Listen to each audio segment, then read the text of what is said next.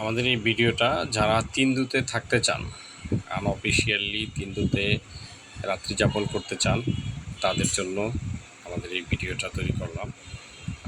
আসলে আপনি অফিসিয়ালি তিনদুতে থাকার এখনও পারমিশন এভাবে হয় নাই বা বিজিবি দেয় না।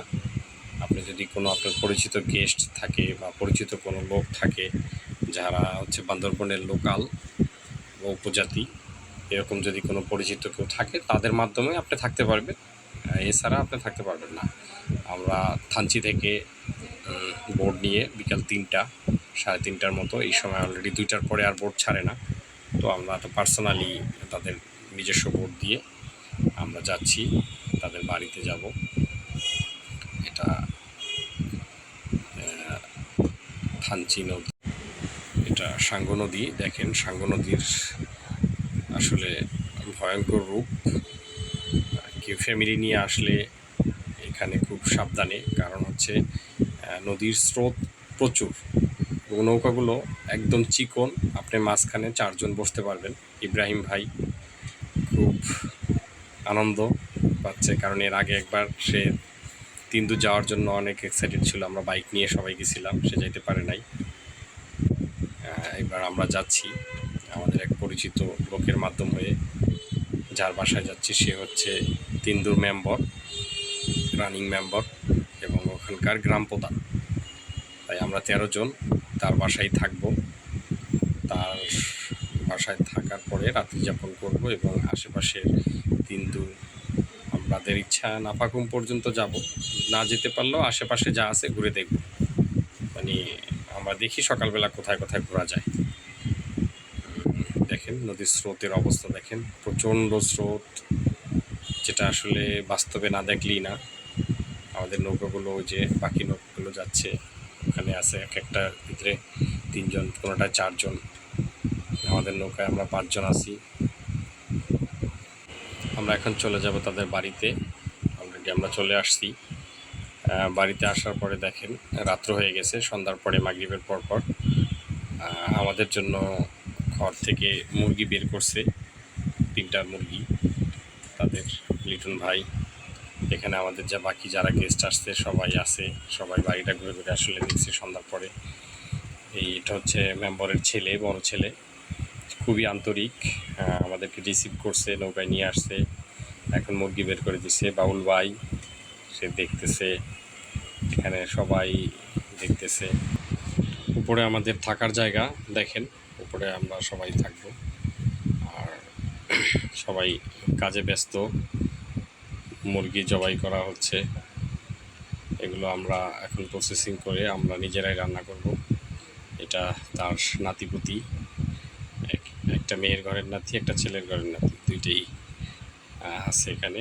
তারা এখানে আসলে নেটওয়ার্কিং ব্যবস্থা খুবই দুর্লভ, তারপরও যেহেতু সে মেম্বার, স্টারলিংকের রাউটার আছে এখানে, আমরা রাউটারের মাধ্যমে নেটওয়ার্ক পাইছি। সোলারের কারেন্ট আছে, সোলার দিয়ে মোবাইলটা চার্জ করা যায়, আমরা ওখানে সোলারের ব্যবস্থা পাইছি। দেখেন তাদের কার্যক্রম, মুরগি জবাইয়ের পরে প্রসেসিং চলতেছে। আর এখানে পানিগুলো সব হচ্ছে গিয়ে ঝর্ণার পানি, জিরি থেকে ঝর্ণা থেকে আসে। পাকশাকের জন্য প্রস্তুত।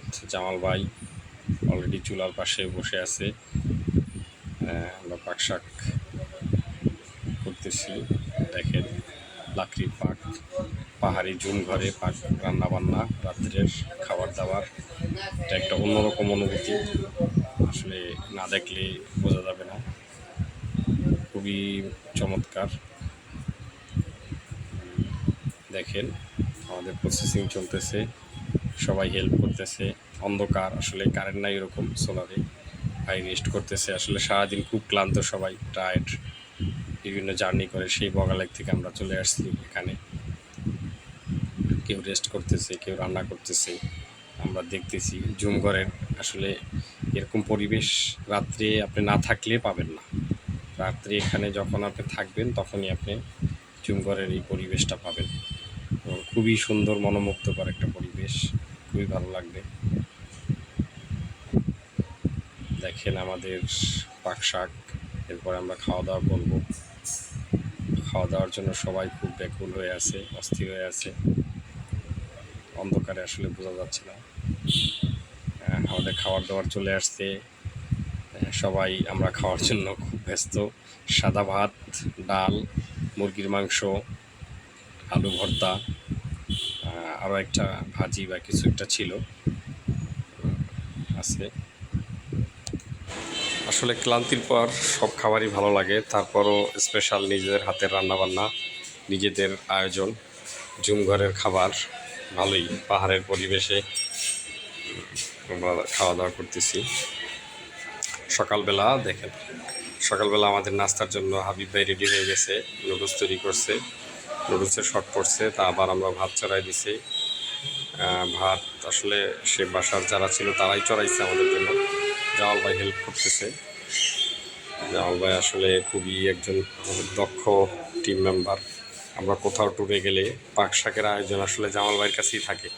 সে খুব সুন্দর রান্না করতে পারে। আপনারা আসলে কেউ যদি ডিম ভাজার জন্য দেখেন প্রস্তুতি নিচ্ছে, ডিম ভাজবে, তারপরে ডাল, ভাত, ডিম ভাজি, বেগুন ভাজি, খুবই সকালবেলা নাস্তা। তারা সকালবেলা দেখেন বসে বসে মোবাইল টিপতেছে, কারণ ওখানেও যেহেতু ডিভাইস চলে গেছে। আমরা এই যে সকালবেলা ঘুরতে বের হব, তার জন্য প্রচুর বৃষ্টি হচ্ছে। দেখেন ঝুম বৃষ্টি, আমরা একটু অপেক্ষা করতেছি। এই সাঙ্গো নদী দিয়ে আমরা ঘুরতে যাব, একটু অপেক্ষায় আছি। দাদা গোসল করে নিচ্ছে ঝর্ণার পানি দিয়ে। ওই যে দেখেন সাঙ্গো নদীর অবস্থা, খুবই প্রবল বেগে স্রোত আসতেছে। আশেপাশের পরিবেশটা অনেক সুন্দর। আমরা তিন্দু বাজারে বোট নিয়ে সবাই রেডি হয়ে গেছি, যাব ঘুরতে। তিন্দু বাজারে আছি এখন, আমরা সবাই একসাথে বের হব ঘোরার জন্য। আমরা নাফাকুমের উদ্দেশ্যে যাব, দেখি কত দূর যাওয়া যায়। লাস্টে হয়তো আপনাদেরকে জানাবো আমরা কত দূরে যাই পৌঁছাইতে পারি, কারণ আজকে আবার আমরা রিটার্ন ব্যাক করব। এই জন্য যতটুকু সকালেই যাওয়া যায়, কিন্তু সকালে অনেক বৃষ্টির কারণে একটু লেট হয়ে গেছে। তাদের পার্সোনাল নৌকা দেখেন, তার দিকের পরিবেশটা। এটা তিন্দু বাজার।